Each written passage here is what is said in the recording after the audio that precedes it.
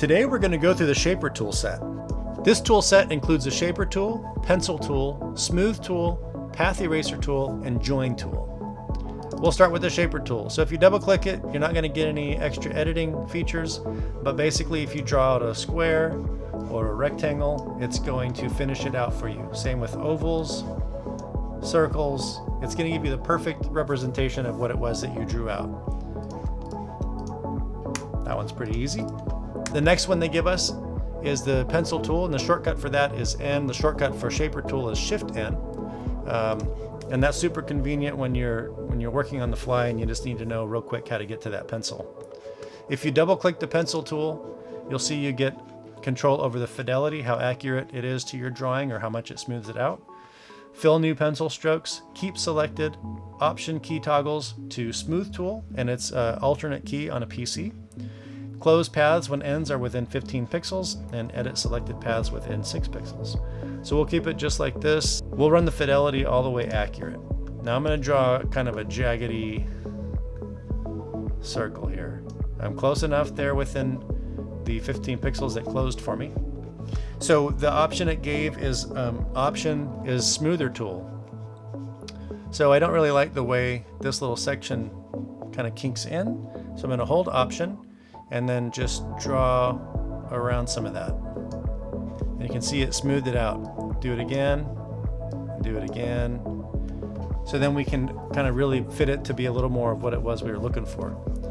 Going to the smooth tool, if you double click on that, it gives you the option of accurate versus smooth, and you can be anywhere on those 5 points in between. So if we go accurate, it's actually going to add anchor points. So coming in and kind of like drawing around that little area, you'll see we got a few more anchor points than we started with. And running it on smooth, hit that spot again. I'm just going to take stuff out. The next tool they give us is the path eraser tool. Now the effective point on this tool is the eraser, so if you're drawing it from the pencil tip, you're going to be a little bit off. But what this does is it does exactly what it says, it erases. So if we start here and draw across the top, it's just going to delete the path. I'm going to hit / and get rid of that fill. And so that tool is basically just helpful in editing, line work that you've drawn with your pencil and that kind of thing. The next tool they give us to work with is the join tool. So if you double click that, it's not going to give you anything, so it is what it is. And I believe, let's see, we draw between these two lines and it's going to complete it.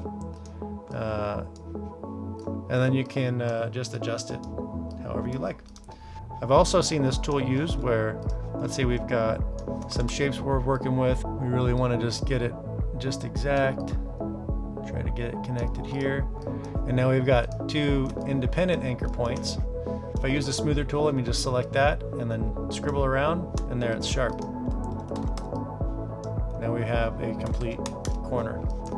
This whole kit is ideal if you prefer to have more control over the flow and the feel of your lines. You can do these same kinds of things with the pen tool, but it's a lot more contrived. With this, you're going to get more flow, more organic feel to your work. I hope you found this video helpful. If you did, please hit that subscribe button and hit the like button for good measure. I hope you have a great week, and we'll see you in the next one.